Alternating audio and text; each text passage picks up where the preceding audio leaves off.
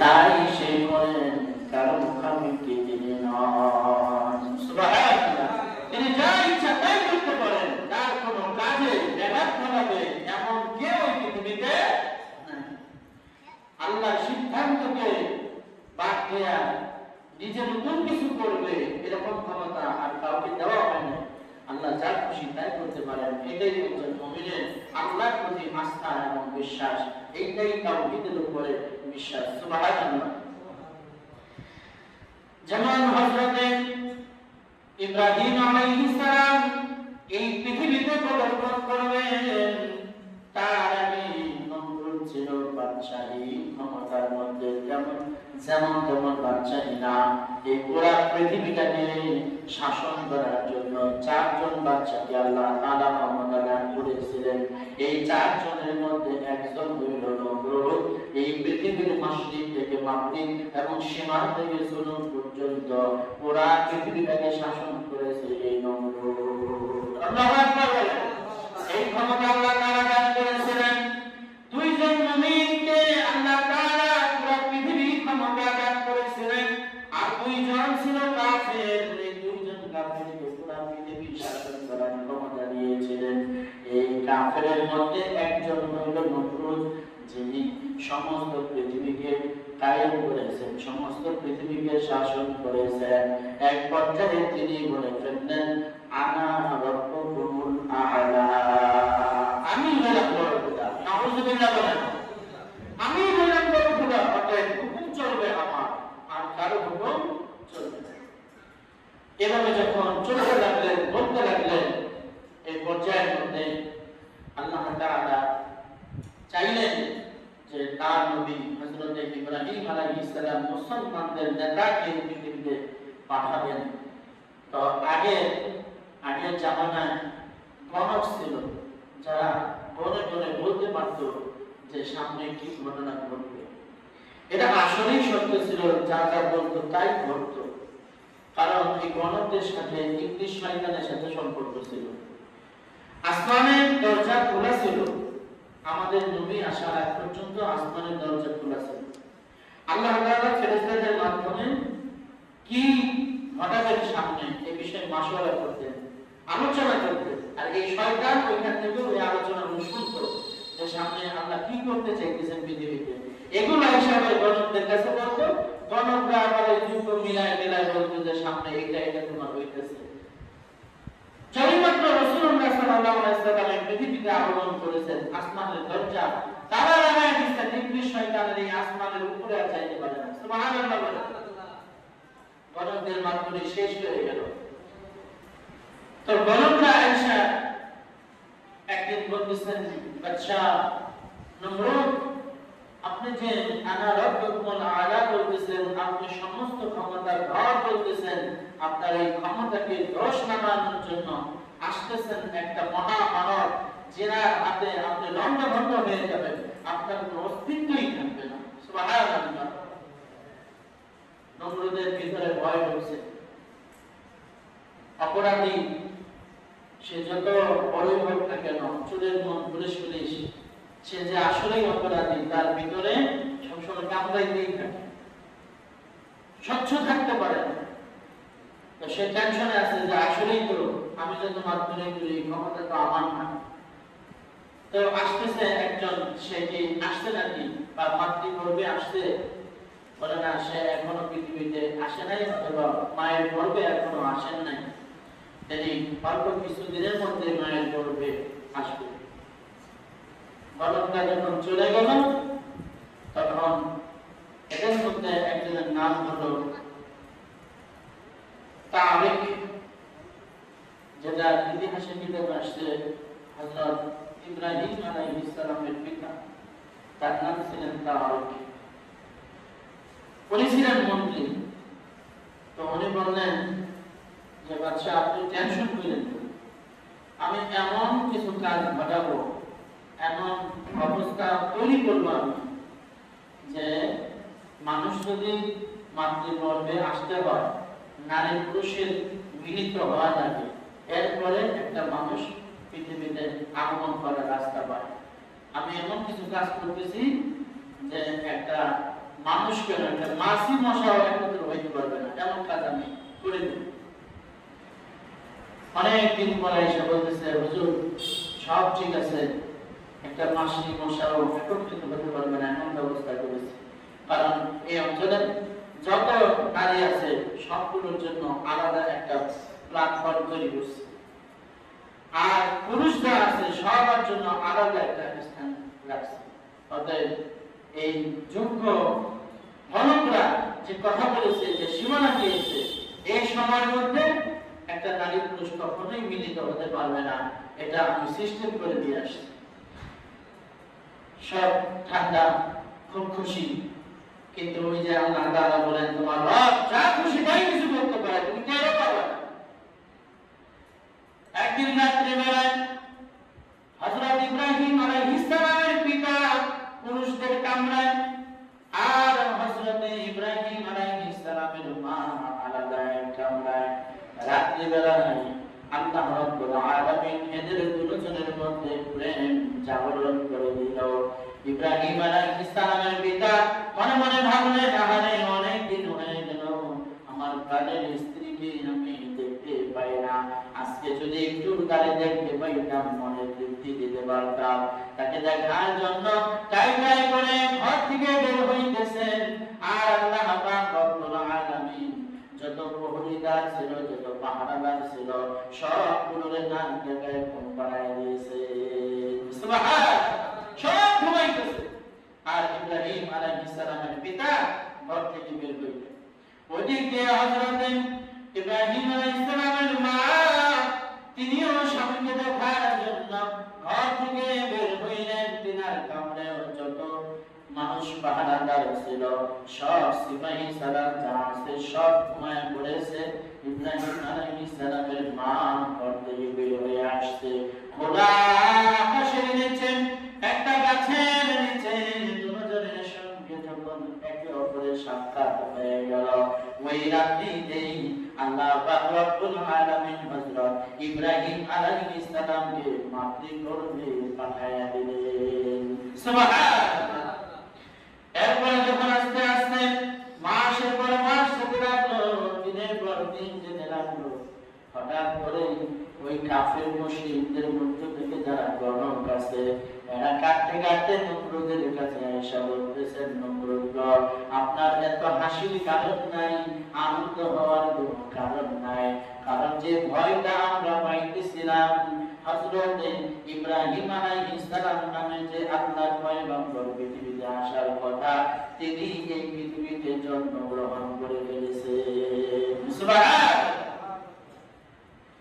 ডাক দিল, এই তুমি বললা কোনো মানুষ মিলিত হতে পারবে না, তো বলে দেখেন আমিও তো ঘুমাই গেছিলাম, আমিও তো ঘুমাই, আমি তো জাগ্রত ছিলাম, আমি নিজে ব্যবস্থাপনা করেছি।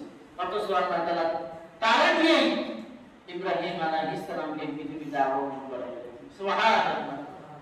মানে আমি পাহাড়ে ছিলাম, সব মানুষ তো এরপরে যার যার জায়গায় মধ্যে ছিল, কোনো মানুষ তো আমি একত্রিত হতে দেখলাম না। অথচ আল্লাহ তাআলা এই রাত্রিতে সবাই ঘুম পাড়ায় ইব্রাহিম আলাইহিস সালামকে পৃথিবীতে আনার ব্যবস্থা করে দিলেন। আল্লাহ এর জন্যই বলেন, ইন্না রাব্বাকা ফাআলুন লিমা ইউরিদ, নিশ্চয়ই তোমার রব যা খুশি তাই করতে পারে, তোমরা কেন পাবা না। সুবহানাল্লাহ। আর আল্লাহ তাআলা রাসূল হাদিসের মধ্যে বলেছেন, পৃথিবীর সব মানুষ যদি তোমার থাকার চিন্তা ভাবনা করে, তোমার আত্মার চিন্তা ভাবনা করে, আর আল্লাহ যদি চান তোমারে চালায় দেবে, আল্লাহ যদি চান তোমাকে বড় বানায় দেবে, আল্লাহ যদি চান তুমি একটা স্থানে পৌঁছায়া যাইবা, আল্লাহর ইচ্ছাটাই ওখানে বলবৎ থাকবে। সব মানুষের ফয়সালাকে আল্লাহ তাআলা ধ্বংস করে, আল্লাহ ফয়সালাকে ঠিক করে তোমারে ঠিক জায়গায় সমাসীন করে দেবে। সুবহানাল্লাহ। এই ফিরার ক্ষমতা এই পৃথিবীর কারো নাই, এই ক্ষমতা একমাত্র কার ধরে বলেন আল্লাহ। ইব্রাহিম আলাইহিস সালাম আস্তে আস্তে বড় হতে লাগলেন। এনার আবার ইতিহাস, তার মা বাচ্চাটাকে প্রসব করেছেন। হযরত ইব্রাহিম আলাইহিস সালামের মাকে স্বপ্ন দেখানো হলো, তোমার বড় যিনি আছেন তিনি আল্লাহর পয়গম্বর, মুসলমানদের জাতির পিতা হবে, অর্থাৎ এই পরিবেশের মধ্যে রাখলে তোমার সন্তান জীবিত থাকবে না। এই বাচ্চাকে প্রসব করবে এমন একটা জায়গার মধ্যে নিয়া, যে জায়গার মধ্যে মানুষের চলাচল না। এক পাহাড়ের উপত্যকা, দুইটা, যেটা ওয়াদিল মুকাদ্দাস বলা হয় হাদিসের ভাষায়, কোরআনের ভাষায় ওয়াদিল মুকাদ্দাস বলা হয়। দুইটা পাহাড়ের ঢালু জায়গায় এসে সমতল একটা ভূমি, ওইটাকে বলা হয় ওয়াদিল মুকাদ্দাস। এই ওয়াদিল মুকাদ্দাস, এই সমতল ভূমিতে হযরত ইব্রাহিম আলাইহিস সালামকে তার মা গর্ভ খালাস করলেন, ডেলিভারি হইল।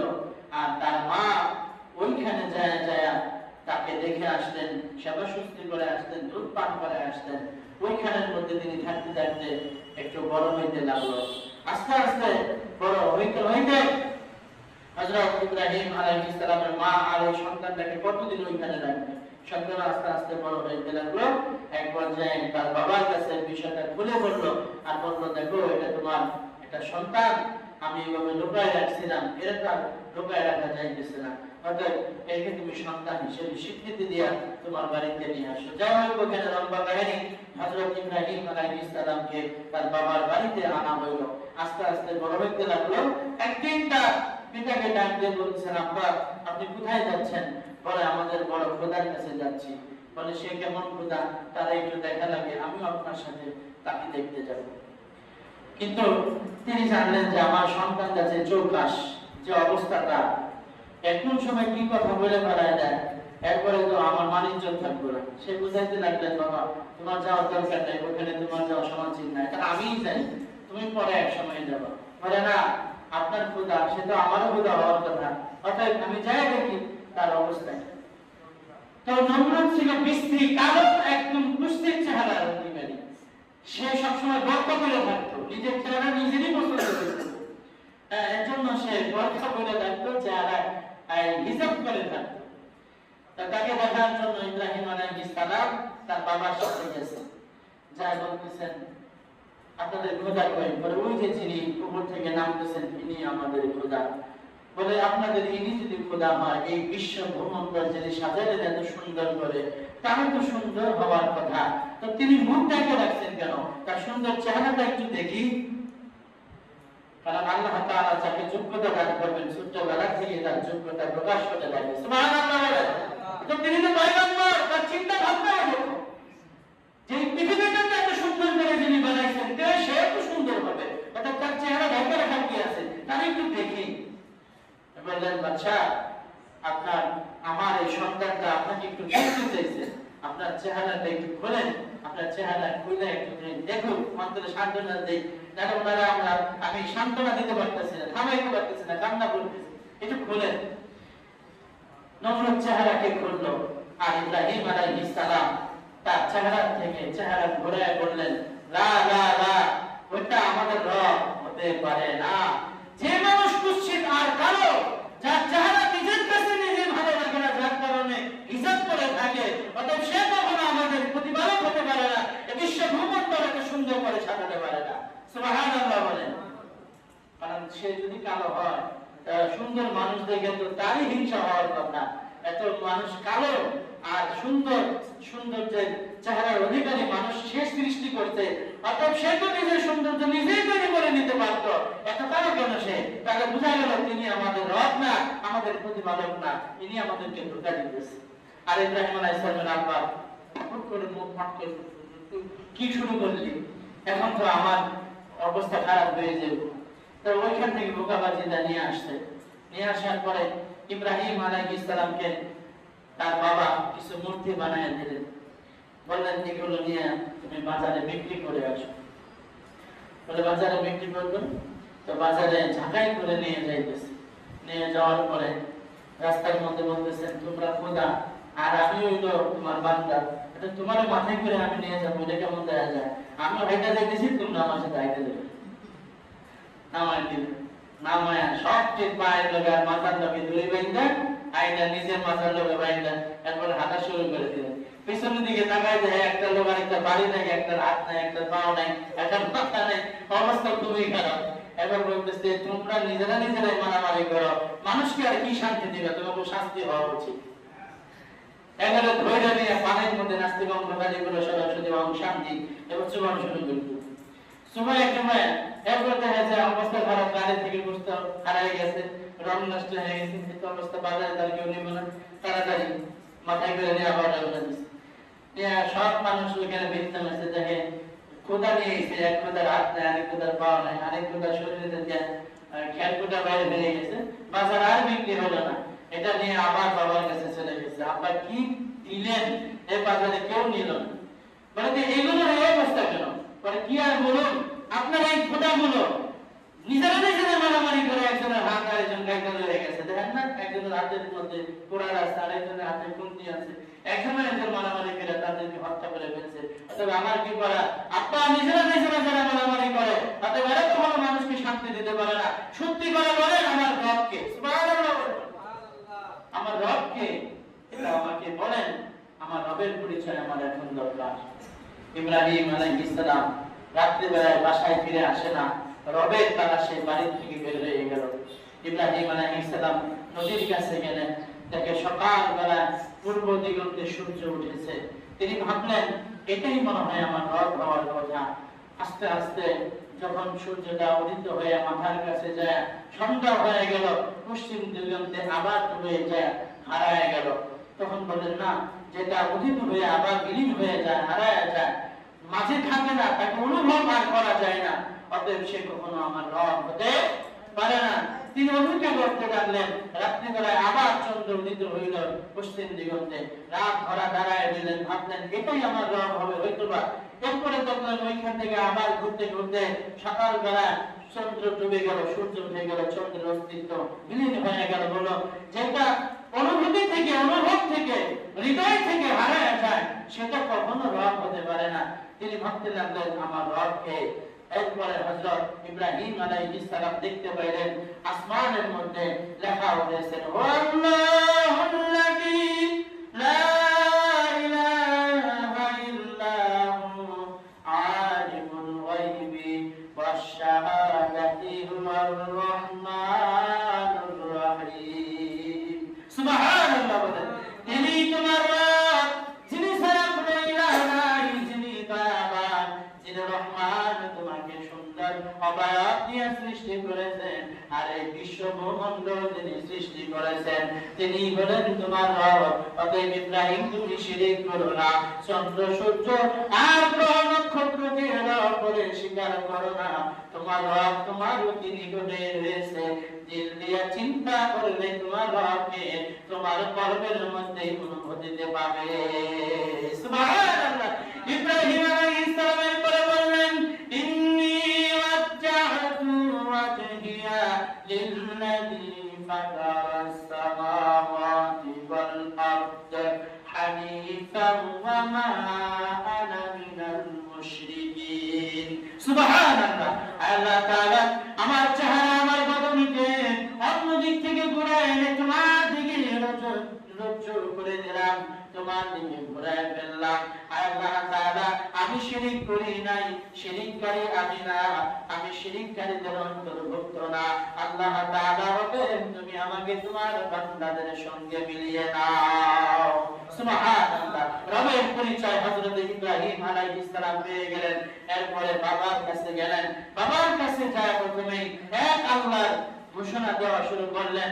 বললেন এই চন্দ্র সূর্য গ্রহ নক্ষত্র গাছ মাছ যা আছে এইগুলো কোন মানুষের ক্ষমতা ধর নয়, এরা ক্ষমতাশীল নয়, অতএব এরা মানুষের কোনো উপকার করতে পারে না, এরা মানুষের কোনো ক্ষতি করতে পারে না। আমাদের রব একজন আছে যার পরিচয় আজকে রাত্রিতে আমি পেয়েছি। সুবহানাল্লাহ।